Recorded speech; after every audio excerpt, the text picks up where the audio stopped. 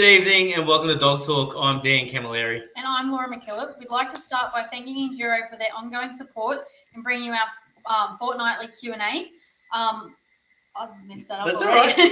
all right. Enduro is the high-energy food for working dogs with real kangaroo meat and our major sponsor. We also have Keggers Livestock Services as our new sponsor for the year. Tonight, we're fortunate enough to be speaking with John Halsted from Halsted's Kelpies. G'day, John. How you going, mate? I'm well, thanks. Yeah. That's awesome, mate. What was keeping you busy today? Yeah, we're just in the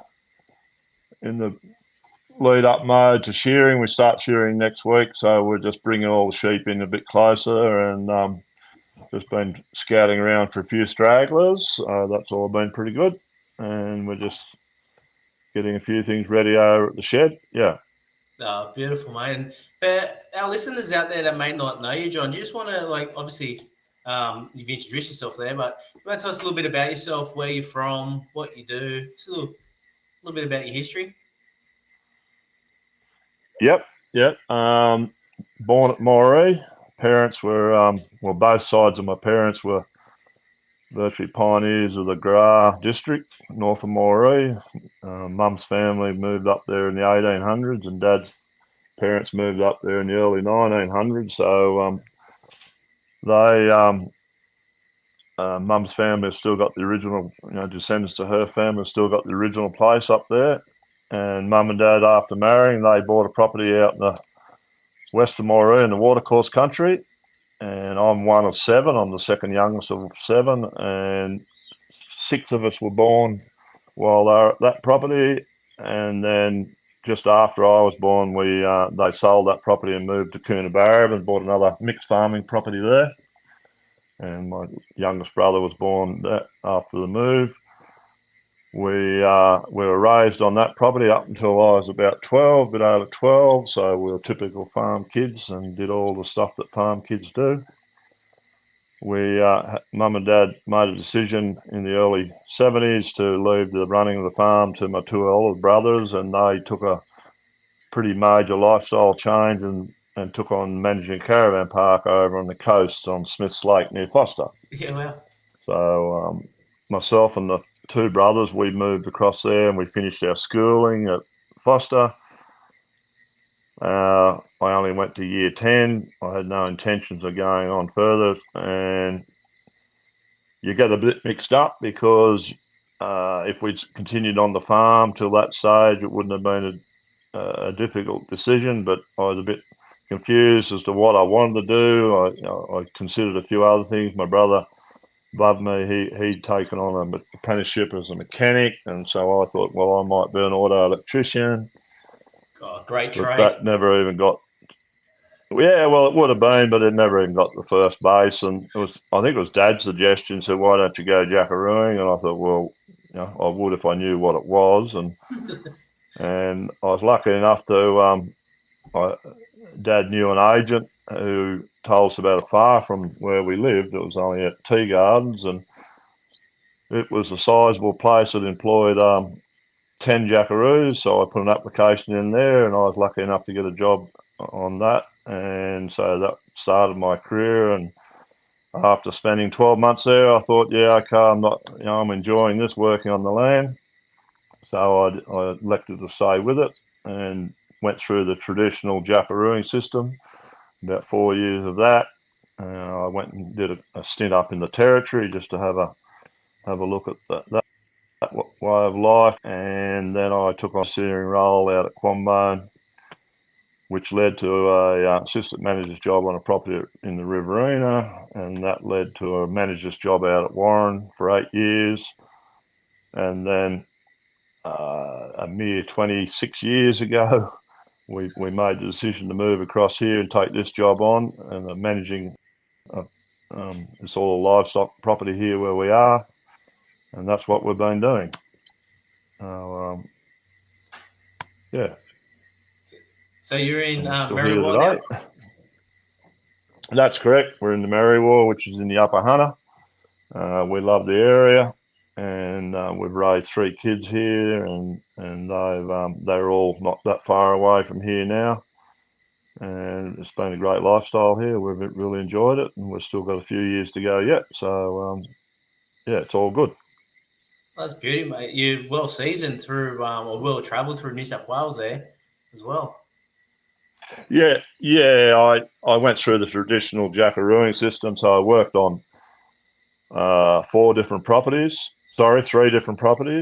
until I'd done the 4 years touring, and then I started applying for overseas roles, and then I saw a documentary on TV about helicopter mustering up north, and I thought that looks a bit interesting, so I organised to go up there for a season in the stock camp, and then came back and got my first overseering job. So I don't remember at any stage saying, "Oh, I'm going to train to be a property manager." I think I just walked out the door every morning. I'll see what's going to happen and follow my nose, and that's where it's led me to. But I wanted a good cross section of experience. I didn't want to go into a job telling other people what to do unless I'd had the experience and done it myself, type of thing. Yeah. So I covered a pretty broad spectrum. Always had a leaning towards the livestock side of things, even though I had a bit of farming experience, but it left me a bit cold. It didn't do a lot for me. But the livestock, I was in the merino stud industry for 12 years or something, and enjoyed that. But this is all commercial here, and I really enjoy what we do here. Yeah, And you said you've been in the role, was it 26 years? that's correct. At the end of June this year, it'll be 26 years here. Wow, Yeah, that's awesome. So you don't get in any industry these days, like you don't get attention like that anymore. Like that's awesome to see you hook in that long. Obviously, well, I hope for 26 years, I hope they look after you fairly well, obviously, to keep you there for that period of time. Yeah, well, the property's owned by a family in Adelaide or in South Australia, and they've just been a great family to work for. They're an old established pastoral family, and they know the ins and outs of it. They've owned this property since the mid-60s, and they've just been good to work for. They leave you alone, and they know that you have the good years and the bad years, so it's not like you're working under a corporation type thing where you're answering to directors in the city and who don't fully understand when you get a extremely wet year or drought years, the property's not going to perform as well as what it does. So this family, they've got a sizable pastoral holding in South Australia, so they only know too well all the pitfalls and that side of the rural industry, and they've just been a good family to work for. Beautiful. And what do you do on that particular property? It's all livestock. It's reasonably hilly. It runs along the southern side of the Liverpool Range. Yeah. And it's made up of a series of ridges which form valleys. So the property is longer east-west than it is north-south, and we stretch over nine valleys. When I took over the property, it was predominantly sheep. We had about 22,000 sheep and only a small herd of cattle. But we wanted to even, and the reason that the cattle, they didn't run more cattle, was because of the fear of water. The creeks aren't permanent. When they're running, they're good, but when they're not, they're dry. And so I think in my time, I've put down about 5 bores and put up probably 30 plus poly tanks, and I think we've got 60 troughs spread across the property now. So we've sort of been working towards drought proofing the property for water. Yep. And we've been able to increase the cattle herd considerably and decrease the merino flock, just to get a nice balance between the two. Yeah. And in all your travels, where did you meet your wife? That was going to be my next question. Yeah. Met her the first day. I think when I came back from the territory, I think I only had about 3 days or 4 days at home, and then I was the manager of a property out at Quambone in the Macquarie Marshes. I'd actually applied for the job prior to going to the territory, but he wrote back and said that he was hoping to secure a married fellow, and I was only about 21. Yeah, I was only about 21, and I came back and he was looking for someone. He'd rang Dad actually and asked where I was, and Dad said I'd gone to the territory, and that struck a chord with him because he was an old ex-territory man himself. And so he was on the phone the morning I got back from up there, and I went out, and it was an all cattle property, quite a sizable setup. I think it was about 80,000 acres, and we joined 6,000 Santa cows. And it was during the brucellosis eradication program, and Jill was working with the Department of Ag at the time, going around the various properties, taking the blood samples from the cows and testing for brucellosis. So I met her, I think the first day I was at Oxley. But we didn't actually get together for a few years after that. And yeah, we share common interests, and we've raised 3 kids. So And, it's all going good, yeah.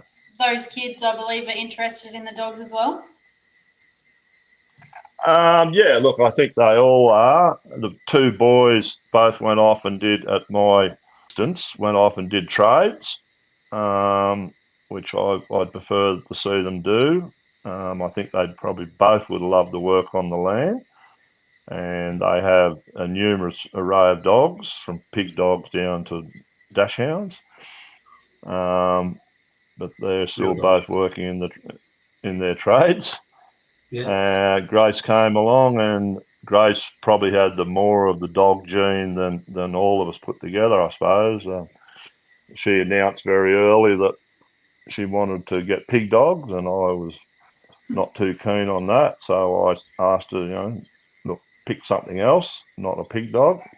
And I don't know if King Charles Cavaliers were the dearest dog on the market, but they were certainly up there, and that's the one she chose. So we got her the King Charles Cavalier, and a short time after that, I think she had 3 of them and 3 pig dogs. So I just sort of threw my hands in the air and said, okay, well, we now have pig dogs as well. Yeah. While you're talking about Grace, sorry, I know she did quite a fair bit of polo cross. Is that something you did as well? Yeah, very much so. Very much so. That was a common interest that Jill and I both had. We'd both started playing prior to meeting each other, and that was the main common interest we had right through the early years. I think I played the sport for 35 years. Jill might have made it to 30 years. Yeah. I played up until COVID shut the sport down for a couple of years, and I haven't bothered to play since, and I don't intend on doing it again. It just hurts too much. But yeah, it was a great sport. We introduced our kids into the sport. They all took a liking to it. We didn't insist they had to play it. If they didn't want to play it, that would have been fine too, but they all took a liking to it, and all 3 are still playing. And that's led them, they all got a trip to North America in a junior exchange program, and all got to go and see Disneyland. So that's been a good part of the sport for them, and travel all parts of Australia playing the sport, really, yeah. Wow, that's heaps. Yeah. Jeez. And you still do a fair bit of work on horseback, don't you? All our mustering is from horseback, yes. The terrain here doesn't lend itself to using motorbikes or buggies or 4-wheel drives. There's certainly some paddocks you could negotiate in them, but it's far easier to use the horses, and therefore the dogs play a pretty big role in handling the stock here, yeah. That works in, I suppose, with the next question I had. Like, you had a sea change at 10, and then finished year 10 and went back in. So what's that? Another 6-7 years, like off the land, till you went back to work at that place at Tea Gardens. Was there, how big a change did you notice in people handling stock in that time, and especially from tea gardens on the coast back out to like 8 hours west? Like, was there a big change in the way stock were handled? Not really. I don't remember a lot about working stock at the farm. I was only 12 when we left, and I'm sure we did help Dad, but we probably created more work than we actually helped. And when I left the tea garden, went to work, I was green. I could ride a horse. We went right through the pony club system, and we've been riding since we could walk virtually. So that wasn't an issue, but the handling of the stock was totally foreign to me, and that was something I was really unsure about, when I took the job on. But yeah, like I said, after 12 months, I'd taken a liking to it, and I worked with some great fellows there. There was a big staff of 10 jackaroos and 3 overseers, and so you saw, you work with a variety of fellows who mostly were all pretty helpful. So I picked up all the knowledge that I needed to work the stock. I'm sure they got a good laugh, because I think one of my first jobs were in the yard processing some steers, and my job was to keep the forcing pen full and fill the race. And I literally just climbed in the forcing pen with them, and it got crushed up against the fence and kicked, and they were up along the race, drenching away, and I did my bit on it. Then the overseer swapped us over, and I got taken up along the race. And the next fella just went down there with one poly pipe, just stood up on the fence and just turned them up the race.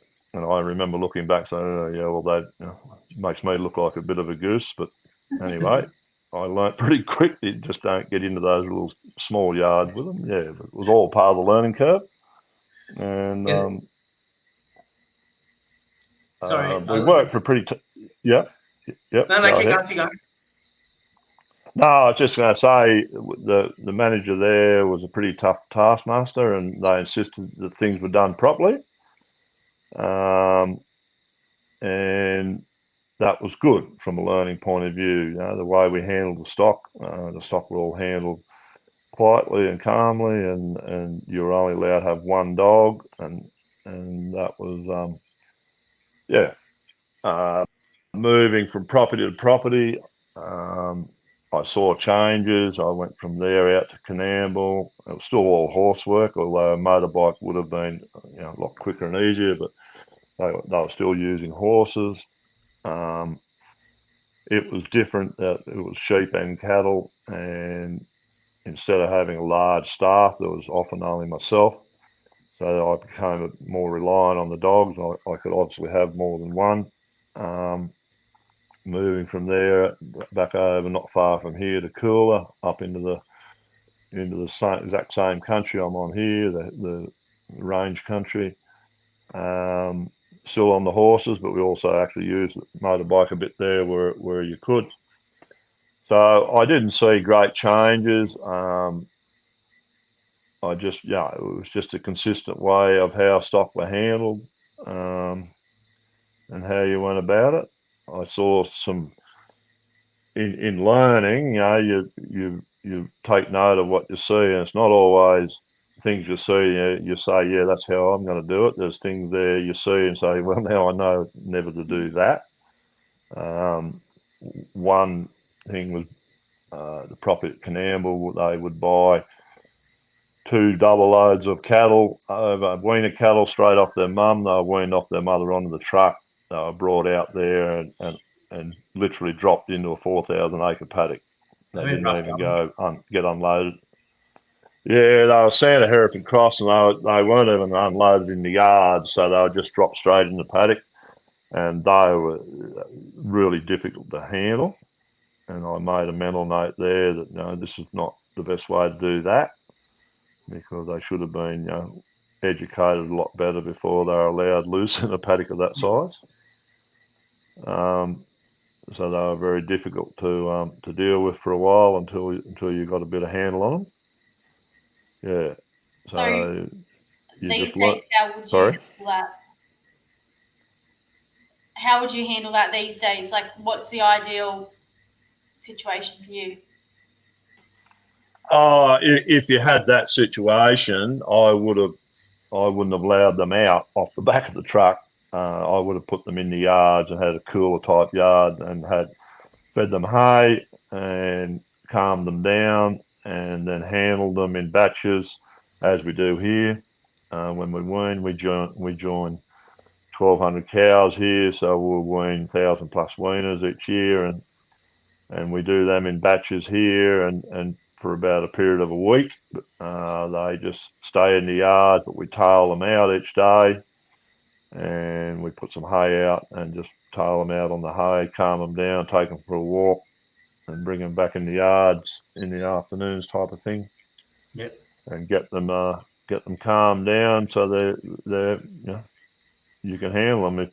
If you let cattle go rogue up here in this range sort of country, they can really give you a hard time. You just literally can't get around them very easy. So it's important to have your stock well handled and easy to handle. Yeah. Not just that. I'm assuming be a bit of a wild dog problem there as well, which would make them a little bit more flighty as well. Yeah.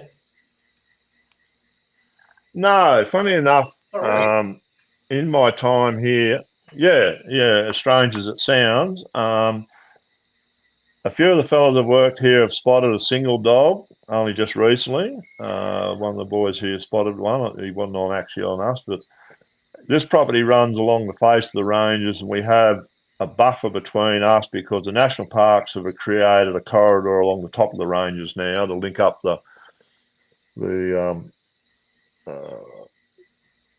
Barrington Tops, yep. which is east of Scone. They've got a corridor all the way around above us, leading out to the Warren Bungles out near Coonabarabran.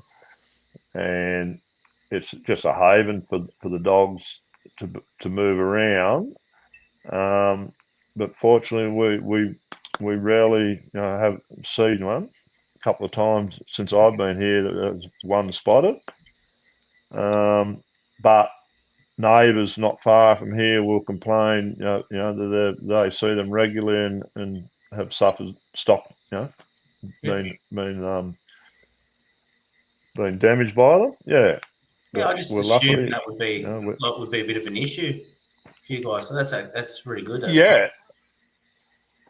Yeah, understandably, and particularly with the sheep, they're easy prey for the wild dogs. But touch wood, we don't have we haven't had problem. We probably may have seen a sheep that might have been worried by a dog, but the dogs we get here are probably more prone to be lost pig dogs, from hunters travelling around, because pig hunters over here up in the upper Hunter are, thick as thieves sort of thing. And so I have come across pig dogs that have been lost, and so it could well have been them, that sort of dog that might have worried the stock rather than a genuine feral dog. Yeah. And you mentioned earlier, like in the first jackaroo job you had, you could only have one dog. Was that your first dog? Yeah. Well, my first dog was actually a blue heeler cattle dog when I was still at school, and we used to attend a pony club on my uncle's property up at Gra, which they still do today. The Gra Boomai Pony Club home ground is on my uncle's or his family's property. And while I was up there doing my last pony club in my last year at school, they had a litter of pups that had been born under the house, pure blue cattle dogs. And my uncle just said, if you can catch one, you can have it. And that was a bit of a task because they were up, I think the bitch may have even weaned them, and so they were probably 8 or 10 weeks old and wild as March hares. And I spent a few days just putting a bit of feed out and luring them out, and I just sat on the back step so they got comfortable with me being there, because normally they spot you, they just dive back under the house. And I launched on one and grabbed it, and they're feisty little buggers when they haven't been handled, but I managed to hang on to a little bitch pup. So I arrived home back to mum and dad's with her in tow, and they were really impressed with that.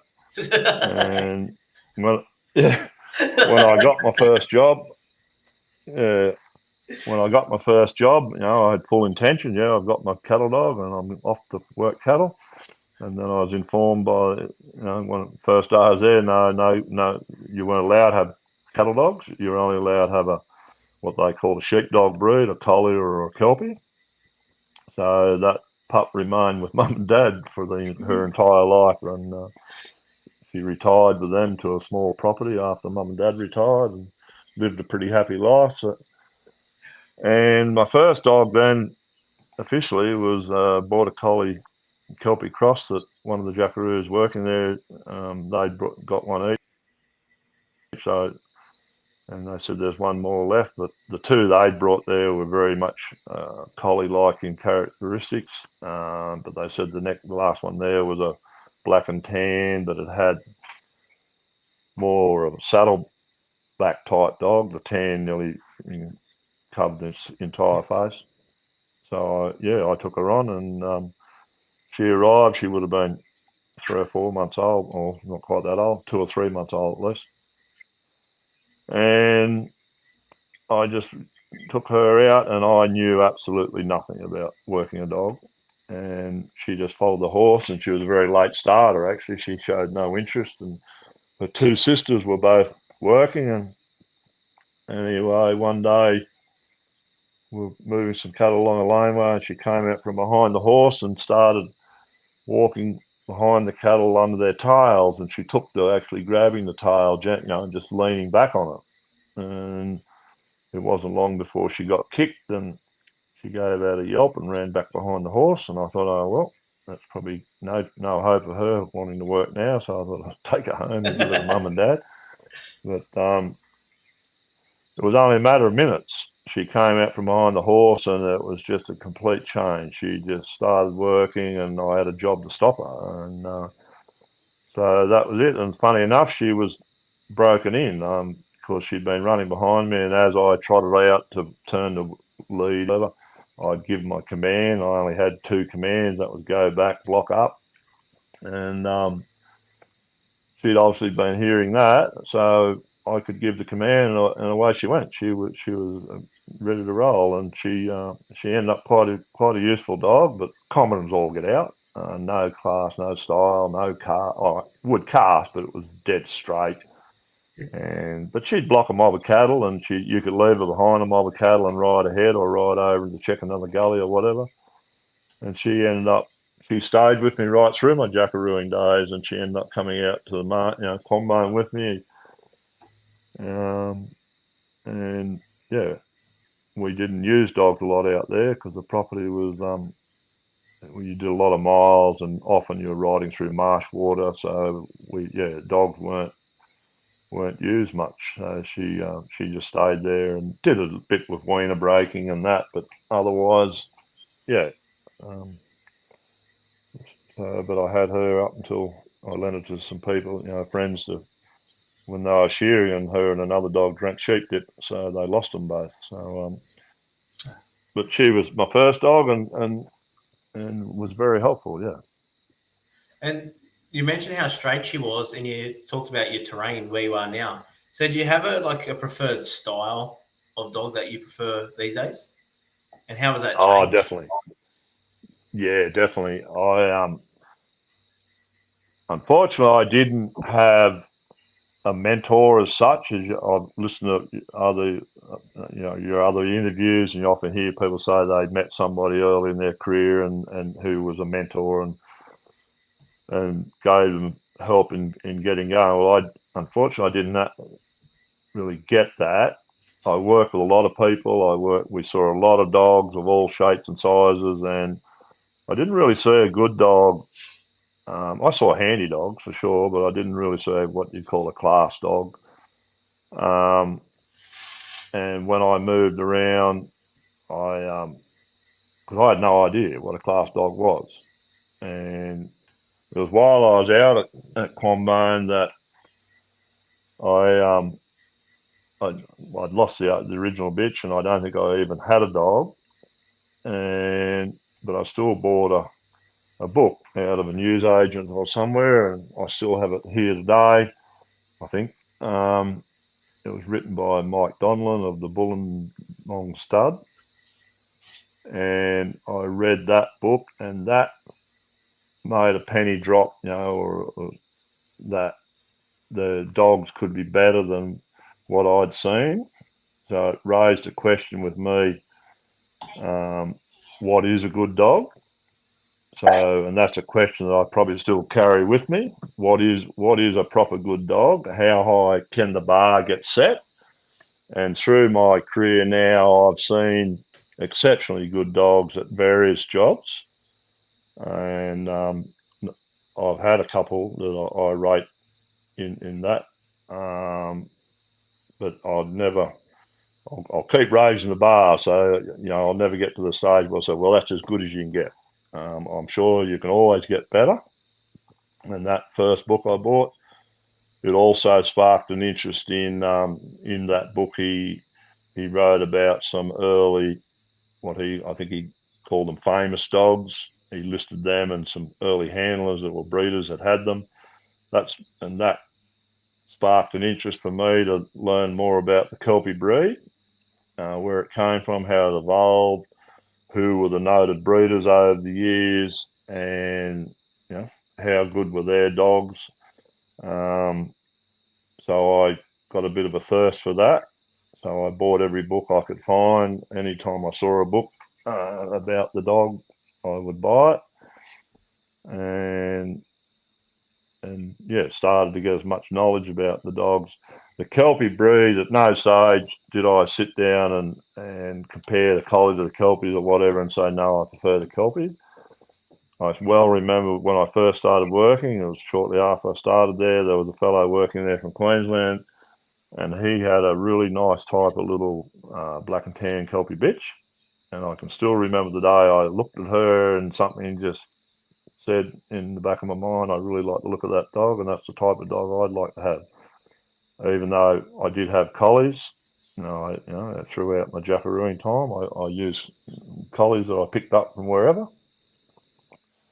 But I became interested in the Kelpies, and I registered my prefect with the WKC in the later part of the 80s, and I've mostly bred my own replacement dogs, but I have got dogs off various breeders along the way over the years, and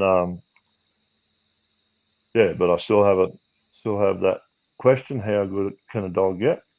And I was always interested. I was always prepared to travel and look. When I moved to the Riverina, I transferred with the same company to a merino stud in the Riverina. I was given a little wean red and tan pup who was by my father-in-law's dog, and out of a bitch that was mostly Avon Part blood.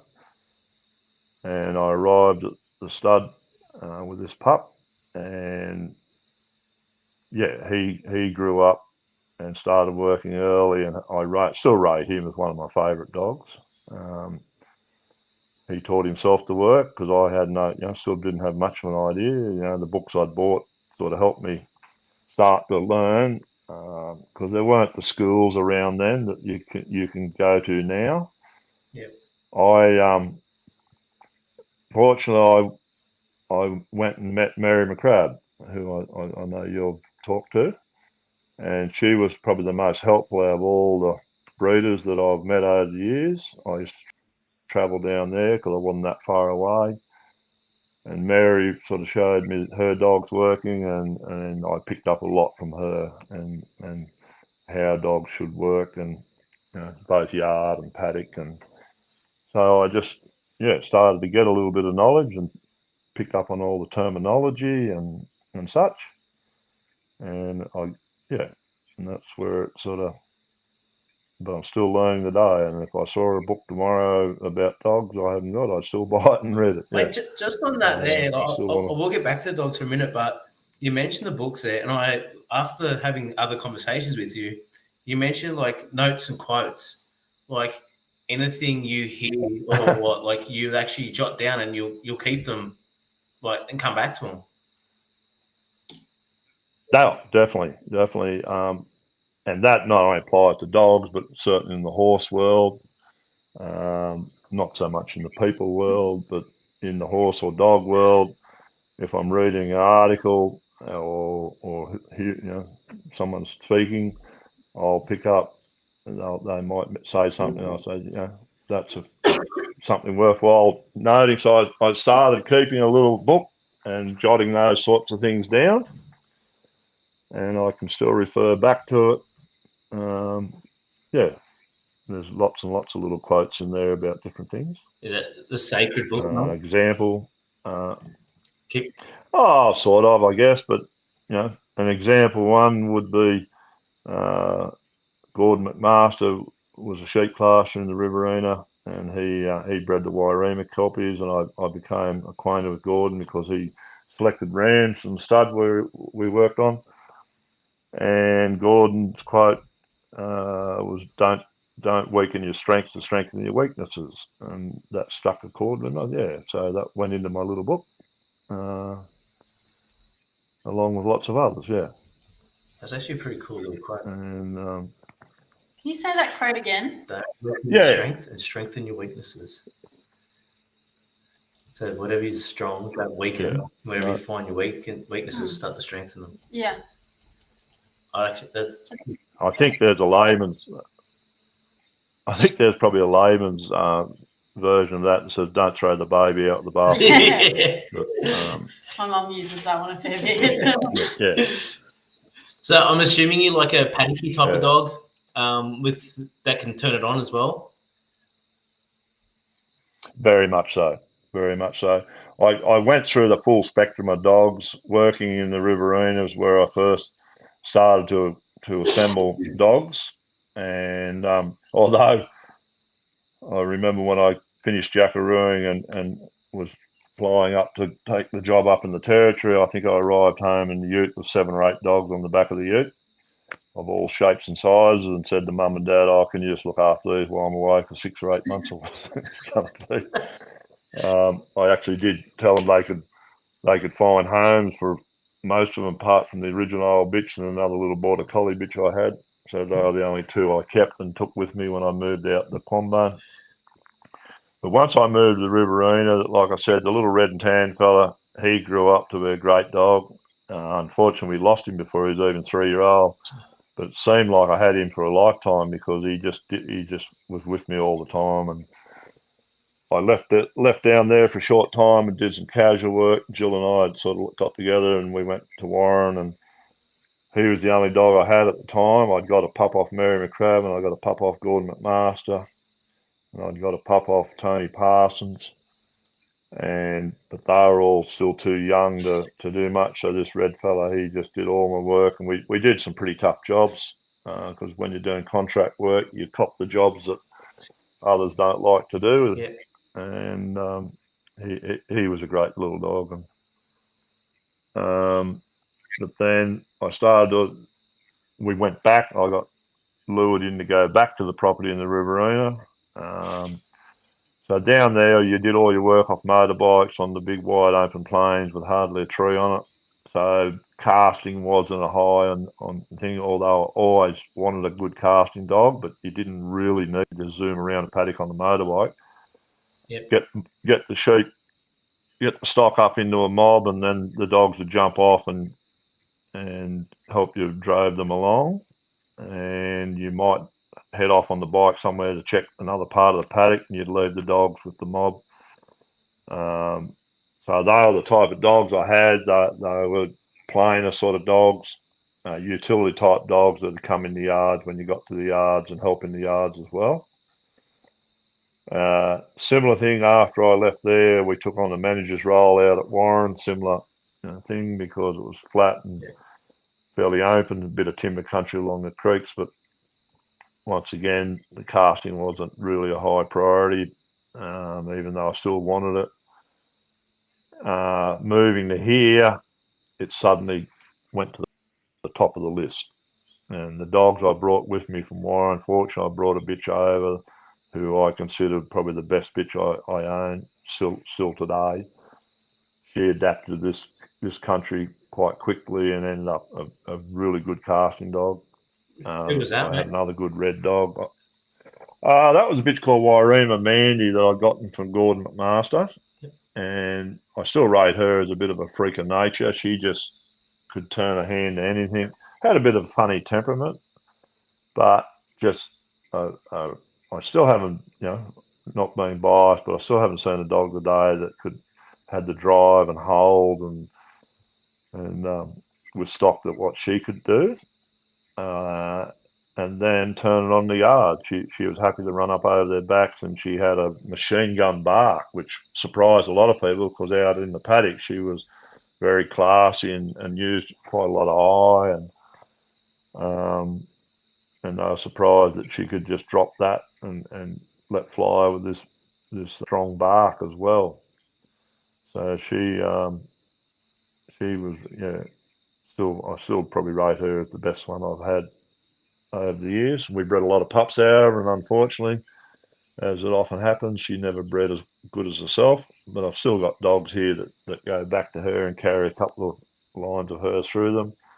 So you live in hope that one day when you do a mating, another one might come along that's got the ability that she had, yeah. Just when you're ready to retire. Yeah, it probably is, and then Grace will take her, probably, yeah. But, and that said, mate, like you mentioned that you only breed when you want a pup for yourself to replace something. Like, have you changed the style of dog you want at all? Like in that time? Oh yeah, once moving here, I bred a lot of litters. I got a very good dog off Mary McCrabb, and she stayed with me right through till I got here. She'd only just retired. She saw out the last couple of years in the Riverina, and then 8 years out at Warren. So she was 10-year-old or something when we moved here.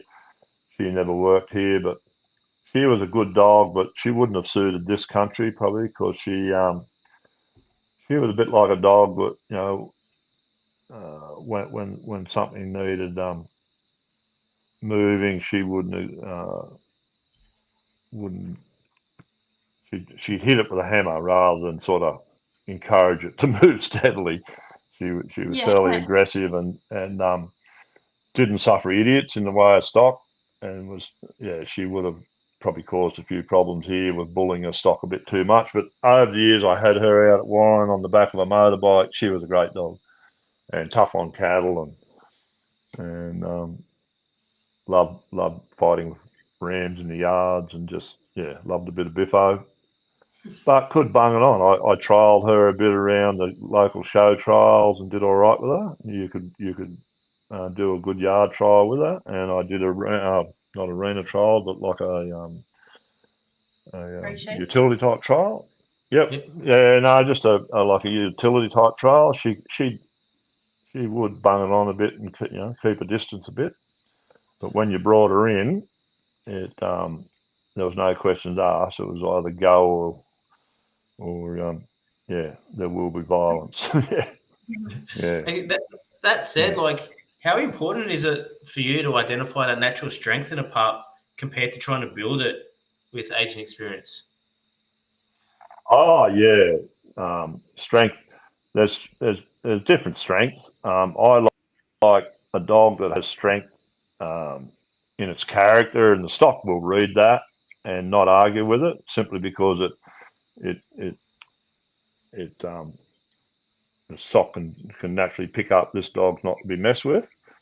Yep. And that was something over the years I was always prepared to travel and meet breeders, and I bought dogs from a numbers of breeders. And I remember one of the first ones I went to was Tim Austin at the Elfinvale Stud. It was a long drive down there, and bought a pup off him, and Elfinvale Ben was his main dog at the time, and he gave me a demonstration of how a dog can assert strength over its stock without violence. And so the type of dog I like is a dog that'll go out around stock and the stock don't ask a question of the dog.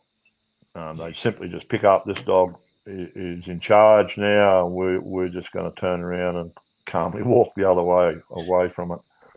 And that's the sort of dog I like. And then there's strengths where people, I don't like aggressive dogs, and I see quite a lot very aggressive on particularly on cattle, and I just think I don't like that. sometimes, it doesn't hurt to have it when the cattle need to get pulled into the line a bit, but I don't particularly like it. I think a dog that's got natural strength and can dominate his stock, they'll be able to achieve the same effect without all the violence and the cows getting all upset about calves and things like that. Yeah. Just while you mentioned, when I can, yep. Just while you mentioned Tim Austin, No, you're right. I just thought it'd be a good just a time to note that we do actually have a podcast pre-recorded with him that will come out in a couple of months. So just keep an eye out for that one, guys. So yeah. With Tom or Tim? Tim? Tim. Oh, with the farm. Yeah, no, because I've heard your one with Tom. Yeah. Yeah. I met up with Tim was down at Port Fairy when I was down there, so we sat down for an hour or so and had a chat. We'll crack that out on a rainy day. Oh, that. That would have been interesting. It was very interesting and some cool stories. For you though, you're obviously liking quite a natural dog. How important though is trainability? Yeah, certainly up there. Although once moving here and identifying that I needed a different style of dog to handle the stock in this country, some of the dogs that suit that sort of work are a bit more headstrong. They like to do their own thing, and some of the better ones I've had, you'd have to have an argument with them about who's in charge, and normally I lost. And I got one old dog here in particular. He's still out here in the yard. He's 14-year-old, and he was a very handy dog. Didn't have a lot of force, which annoyed you at times when you wanted to bully some sheep over a creek or something. But his gathering ability was very good, but he was pig-headed, And when he went out, he'd establish which way we were headed, and then he'd just go into his own world, and you could leave him. You could leave him for a day if you wanted to, and he'd still. The good thing about him, he had great, what Mary McCrabb calls mob responsibility, and that is that they'll make sure all the mob comes along and not just push them along and leave the slower ones. He was very good like that, and I've got a son of his that's retired now as well. He was similar, not quite as headstrong, but he was still very, very useful for that sort of work too. So trainability is good. I think if you're going to have a pushy, yardy type dog, trainability is pretty important because you've got to be able to turn it on, turn it off. When it comes to natural dogs that have natural mustering ability, distance, trainability is probably not so important because they're going to work more from their natural instincts, and that in itself could lead them to be a bit ignorant because you think that dog he's got a good way of handling stock, so you don't interfere too much with it. You just let him do his own thing, so that could lead to him being a bit ignorant too because he's not getting told what to do. So therefore, when you do tell him to do something, he says, "Oh well, I normally don't get told what to do," type of thing. So, but natural ability is as much as possible, and then they've certainly got to have a recall on them and be able to stop them and move them in different directions for sure. But I like the dogs. I did a interview with the Outback magazine a good while ago, and I remember calling the dogs my tools of trade here, and I think I've changed that now that I probably prefer to look upon them as tradesmen, meaning that they don't need to be told what to do. They should be qualified to do the job on their own, and I still work on that principle. And if they're the right dog, you're better off to keep your mouth shut and let them do it. If you're trying to direct them, often that'll bugger things up. I think with this old dog, I think we probably never saw his best work because you'd send him down into a gully and not see him for a while, and I think that's where he probably did his best work. Because we run a reasonable mob of merino weathers, and they are pretty hard to get a dog around when they first hear you coming and fresh. And if you miss a few and they're go out straggler mustering, it takes a dog a little while to get them in hand to where they can actually then start to direct them to where they want to go. And that's where this old dog was pretty good at it. But it was a time thing. You had to give him time to do it. He wasn't going to run down into a gully and bring them out like little pet kittens in 2 minutes. It might take him 15 or 20 minutes. They'd try every avenue for escape, and the dog would keep covering that and covering it and covering it. And then the sheep would slowly start to yield, and in the end, they'd let the dog direct them to where you wanted to take them. Yeah. When you started breeding your own dogs, mate, how did you go about picking a pup for yourself? I'm a classic at picking the wrong pup. A prime example was I got a fellow rang me up, and I'm not sure if you've spoken to him. He'd be well worth talking to. As a fellow in Tasmania by Matthew Johnson. Yep. And he'd put an order in for a pup off me, and the carrier was going to be in town at a certain time, and Jill was heading into town, and she said, right, which pup am I taking? And I had two that were pretty similar in nature and everything. And I had one in each hand, and I'm just doing an eeny, meeny, miny, mo thing. And I picked one, hand it to Jill, said, take that one.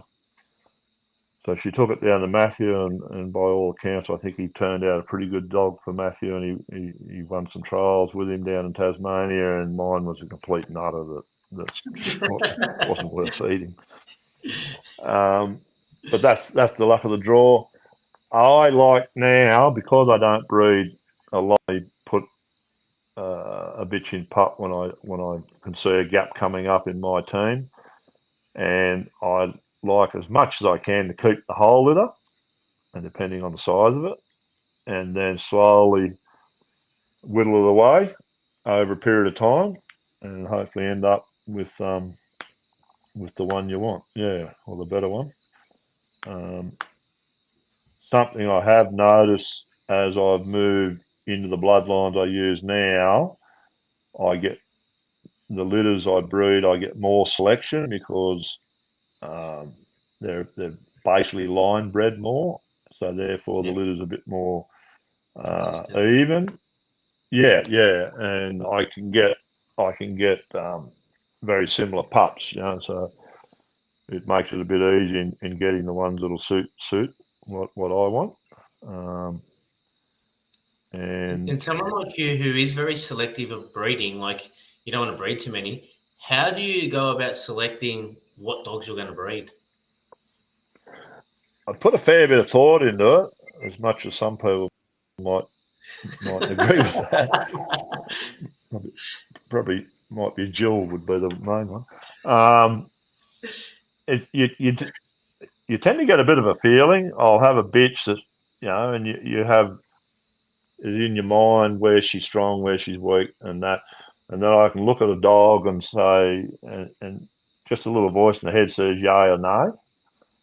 But then I'll use the pedigree thing. I use Breeders Assist and all that to compare the pedigrees and just see how things work out. But generally, it's just a bit of a gut feeling more than that.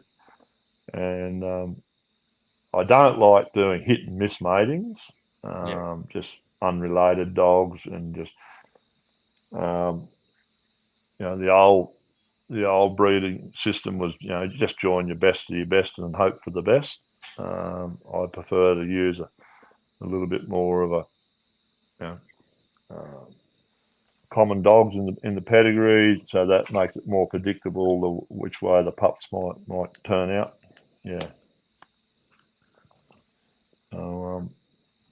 So when you're very simple little. No, you're right. Go ahead. No, it's all right. You keep going. No, I was going to say I don't actually use it anymore. I did for a little while. I was loaned a book years ago written by a fellow who trained German Shepherds for the, I don't know if it was Australian Army, I think it might have been the American Army. And he gave pointers in the book about breeding and selection. And he had a little system he used where he listed all the traits that you need or you want in the dog or the dog should possess. And he would rank them with a letter. He'd give each trait a letter. And if the dog was strong in that trait, it would be a capital letter. If the dog possessed the trait, but to a lesser degree, it'd be a small cap letter. If the dog didn't possess the trait at all, it'd be a blank spot. So he rated all his dogs in, and the letters obviously all in the same format. And then he could quickly just bring two dogs together. He just put the lines of the letters above each other, and straight away he could see that where they had two capitals, you should be, a good chance you'll have that trait in there. A couple of small cap letters, yeah, okay, the trait's in there, but it might not come through real strong. And if there's blank places, well, you may not get that trait at all. But that was just some quick little system he had. But I generally, I can look at my dog and say, yeah, well, I know what your faults are and what your weaknesses and strengths are. So I'll try and compensate that with the dog I choose to use over them. Yeah. Yeah. And are you still using outside dogs, or do you try to use something inside first? No, I'm using outside dogs, but they are of the same lines that I've got here now. And I've only just had some bitches in season, and I haven't actually, well, I have met him now. Hadn't met him up to the point. A very nice fellow who got an old dog of a particular line, and he was kind enough to drive the dog all the way up here from Bathurst and dropped him off. And then the bitch, yeah, she just never came on well enough to accept the dog, so it was a wasted trip for him. But no, if I can find a dog, outside dog that's going to match what I'm trying to do here, I'll jump at him to use him. I sort of painted myself into a bit of a corner here for a good while because I started off, I had this bug in my head years ago that I was going to have my own strain of dogs and breed a strain within the strain and all that type of thing. A lot of people sort of get, you really got to take your hats off to people like Tim Austin, Arthur Hazlitt, Mary McCrabb, and plenty of others around that have maintained a consistent line of dogs of a particular type for a long period of time. It wouldn't be easy to do it, but those fellows have done it. Quite a few of them are now passed on, but Tony Parsons was another fellow, and it's hard to keep a line going. Arthur told me himself that they needed to have quite a few dogs to give themselves room to move within the stud, because he basically operated a closed stud. Yeah. He did use some outside dogs there at times, but and it's not easy to do that. And I know the Austins have done it well. I know they've introduced outside dogs when they needed to bring something in that was fading out or whatever, but they've done a great job in being able to maintain. And if you talk about the dogs changing over the years, I'd say that the biggest thing I see now is we don't have probably those parent studs to the degree that we used to have. I made an effort to go and meet as many of the main core breeders as I could, although there were certainly plenty that I didn't meet that I would have liked to have met. But I met, and they, try and pick their brain on how they've done it, and it's been a tough job for them to keep maintaining the dog over that period of time. Is there a common thing that they've all told you of how they've done that? Good question, because I won't say there's a common thing. I think, well, yeah, there is actually. Sorry, the common thing that they probably all would have was to have the picture of the dog you want in your mind, and don't sway left or right from that. Once you establish in your mind what type of dog you want, you've got to breed towards that. Because if you sway either way, say, oh no, I want to put a bit more yard ability in here, or I want a bit more cast, and sway one way or the other, you'll end up with a bit of a mixed bag, and wouldn't have the potency that the dogs would have. Because with the Austin dogs or the Kaiwara dogs or the Rihanna dogs, you could go and look at them and they're pretty much peas in a pod. And if that was the type of dog that you like, you buy a pup from that breeder, you'd good chance you're going to get that type of dog. But if they didn't have that image in their mind and stick to it, well, you just have a bit of a mixed bag, and you might get a yard dog, or you might get a paddock dog, or you might something in between. Yeah. So that would be probably the most common thing that they told me. Yeah. And talking about like young dogs like that, mate, do you have an ideal training setup, or do you just take them to work, or how do you go about starting your pups? Pretty difficult here. Yeah. Young dogs here, we do all our work off horseback, so there's a plus to that and there's a bit of a negative. The plus is that when you start taking your young dogs out, some of the paddocks we ride to takes nearly an hour to ride there, and sometimes that's a bit of a steep climb up a hill or whatever. So the young dogs tend to get a bit of the gas out of them before you actually get into the paddock and start to use them. That's a plus. The downside is that they probably terrorise the wildlife a bit on the way out and run a bit of a muck and that type of thing. But they, with the training, if they're out of control and running amok, they will cost, in this country here, they'll cost you quite a long time, because it's not like out in the flat country where if they cut through and peel one off or whatever, you can just quickly get it back. If they do that here, they could actually turn a mob down over a steep side of a gully, or if they peel one off, it'll do a runner all the way down to the bottom of the gully, and the only way is either carry it out on the horse or you've got to leave it there. So it is, before you take your dogs out here, they've got to be under reasonable control.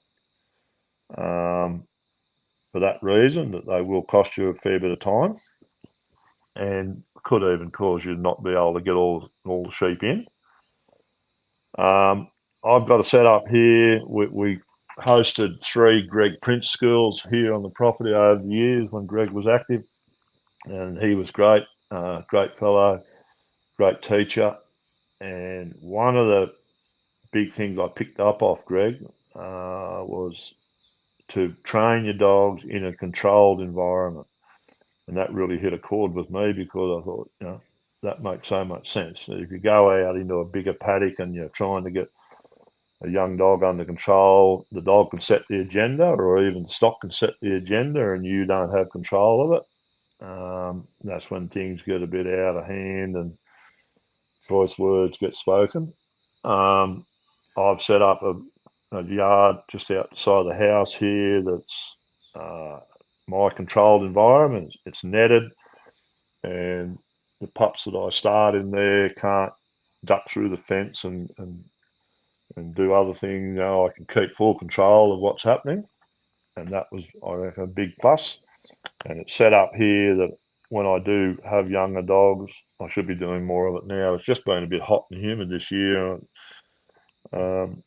Once the weather starts to ease up a bit, I'll get back into it. I'll just have trainer sheep here in the yard, and you can come home from work and go and let a young dog off and just give him 10 minutes, and it's all simple. There's no yelling, screaming, jumping. Well, still a bit of that, but not as bad. Yeah. And I think it has to be simple so it's enjoyable as well. If it's not enjoyable, the only thing that's going to miss out is the dog, because you're not going to train it, right?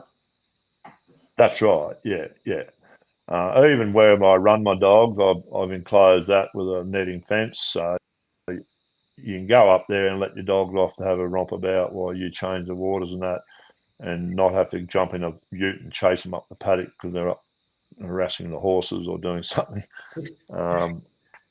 it's all control, and it makes it a lot easier to get the young dogs to come to you rather than, I still use a lead, a long lead and all that type of thing, but if you've got them in a controlled area, you can start to call them to come back to their kennel, and they might, run around, carry on silly, but as you tie the other ones up, you will it down to that one left. He looks around and he's got nowhere to go, so he surrenders and comes.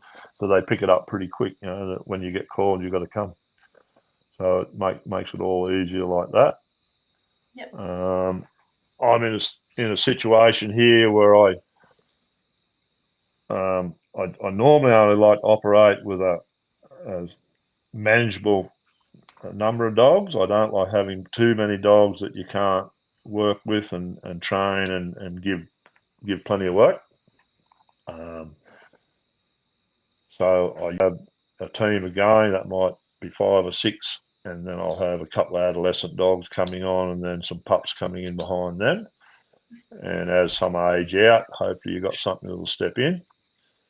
I unfortunately, for different reasons, we lost 3 young dogs year before last, and they would have all now been up and going. So I've had 2 age out now, and I've got a third one's just about aging out, and I didn't have those other 3 that should have been here coming in to fill the gaps I haven't got, so I've had to scramble quick, and I've got more young ones here than I really like to have, but I'm playing catch up. And we have mixed days. Some days you'll go out and you're quite happy with how the young one goes, and other days you come back and just I'll take a different one tomorrow. But with the Kelpie breed, I'm very familiar with the breed, and I'm very familiar with the lines I use, and I know when they're ready to take the pressure and step up and take the work. They mature around that 18-month, 2-year-old, and suddenly you might realise that you're going to let him off, and then he's suddenly biddable and doing the job. That dog's actually doing the job quite well. And they just come of age with the right opportunity. They need the opportunity to do it. Yeah. They're not going to become any good if they're just kept cooped up in a yard or a chain and not get given the opportunity. And you've got to bite the bullet and give yourself a hard morning at times and take them out. And they're just like young kids; they're going to make mistakes, and you just got to have to cover that and they learn as they go. But they probably need, from when they actually start going out and working and doing a bit, they probably need at least 12 months practical experience to really start to fine tune their own way of doing things and become a good member of the team. Yeah, absolutely. You touched on trialing earlier. Have you done a lot of trialing? No, I haven't. I did a little bit in the early days when I got a very good dog off. Well, depending. John White was another fellow I found very helpful. Yeah. I'd rate him and Mary McCrabb were probably the 2 most helpful people that I used to go and visit. John wasn't that far away when we were out at Warren, and I got a red dog off him, and he was exceptionally good yard dog. Totally void of any fear of anything, rams or anything, and pretty biddable. A little bit high revving, but he. So I trialled him a little bit, just for a bit of fun, and then I had the bitch I got from Mary McCrabb, and I'd given her a couple of runs while I was still in the Riverina, and then I just went around, a few of the show trials, but I didn't really do much of it, because when you're employed on the land, you only have a certain amount of leisure time, and we generally spent all that with polocross. It consumed all our leisure time. Because my biggest claim to fame. Sorry. No, you're right, go. I was just going to say my biggest claim to fame in the trialing world was with Mandy. I won some trial, just local show trials with Mandy in the yard. But I wanted to sell a pup I had, and there was an auction coming up at Upper Horton quite a long time ago now. And so I rang the organiser and booked the pup into the auction, and he just said, "Oh, have you got something there you can trial? Because we've got yard trials on and arena trials on as well." And I said, "Yeah, no, well, I could bring a dog up and have a run at the yard trials." And so I arrived up there, and the fellow's name was Barry Madden, and he was a great old fella, and he was organising the show, and he said, "I've entered you in the 3 categories of the yard trial, the encouragement and maiden and open or whatever it was." And he said, "I've also entered you in the encouragement arena trial." And I said, "Oh, I've never done one of them." I said, "I'll have to watch a few go through and see what I got to do." And he said, "Well, watch quick because you're the 3rd out." And so that, anyway, fortunately, we went out for the judges' talk, and the judge asked, "Has anyone not done it?" So I was the only one to put my hand up, and he got one of the experienced fellas there. He just asked him to take me for a walk through the course, which was a big help because all I could see was the 3 obstacles and bricks. And I think they used to mark the lanes, I think, and it was just amazed to me. I didn't really know what once he walked me through it, all became clear on what had to be done. So the first 2 that went out, they didn't. I don't think they might even finish the cast before they retired. So I went out and I coursed. Didn't get a lot of points because we had a few hassles, but to me, getting around the full course was more important than getting a big score. And the commentator even made a note that because there were 55 dogs in it, and I was the only one out of the 55 to put the sheep into pen. I ended up running 3rd. So I was pretty stoked with that. Yeah. Me too. Yeah, well, if I'd kept at it with Mandy, she would have got a lot better. She had tremendous. She just had freakish way of being able to drive and hold the sheep. You talk about grip on sheep. When she got hold of her sheep, she could squeeze them until their eyes were bulging.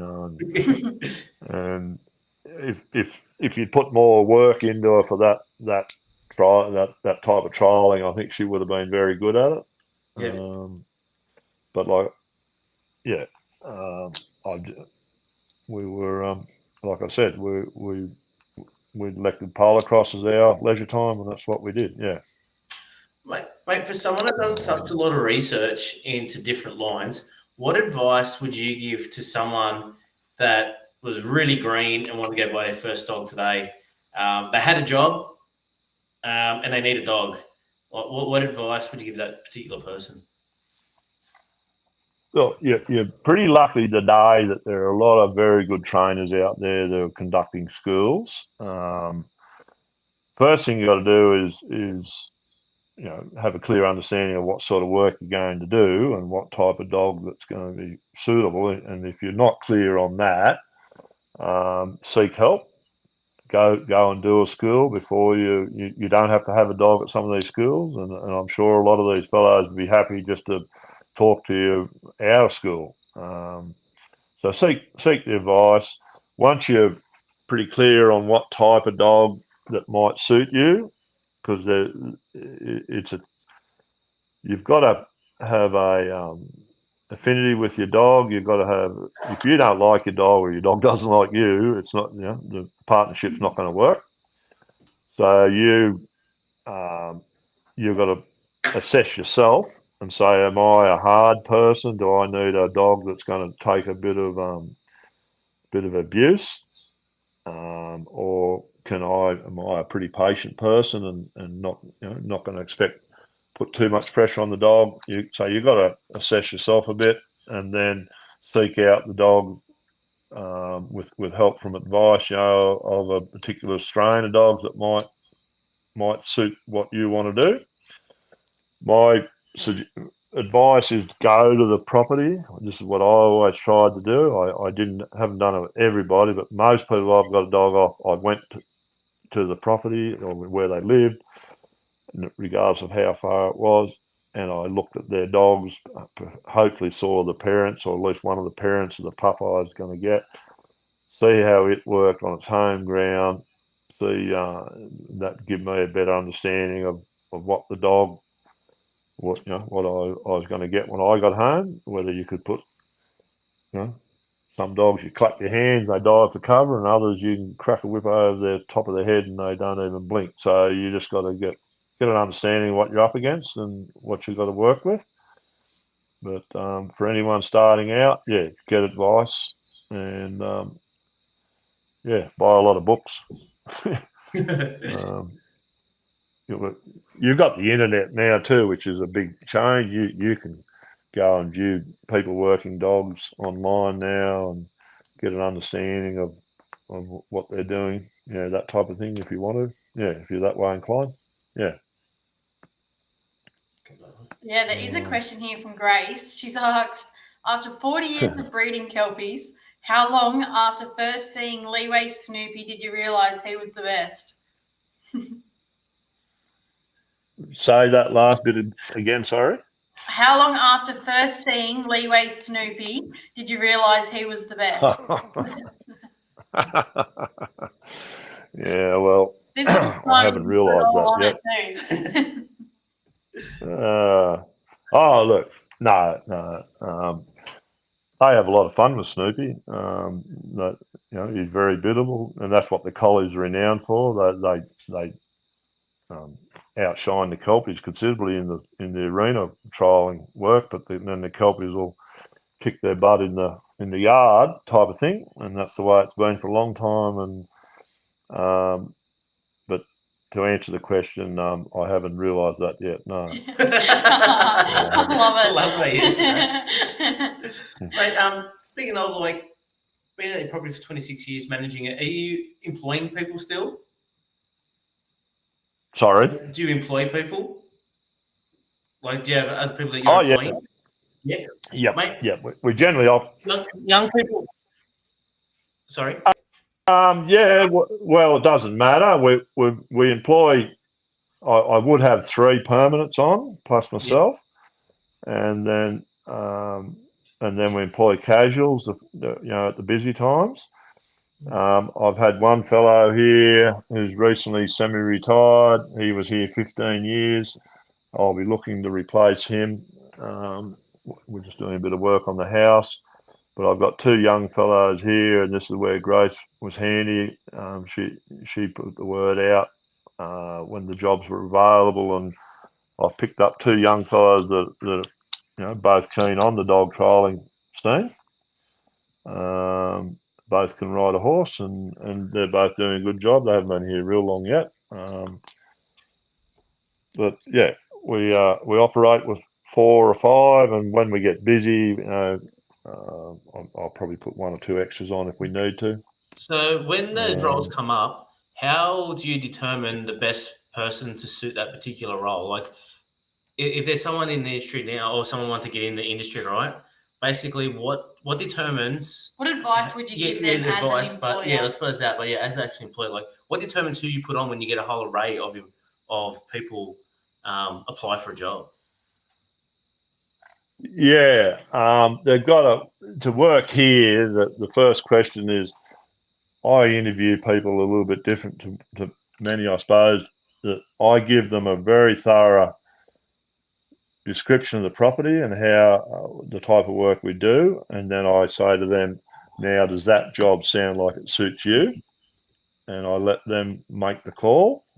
And I said, because if I ask them, are you a good horseman? Yeah, I am. Have you got good dogs? Yeah, I have. They're going to give me all the answers that I want to hear.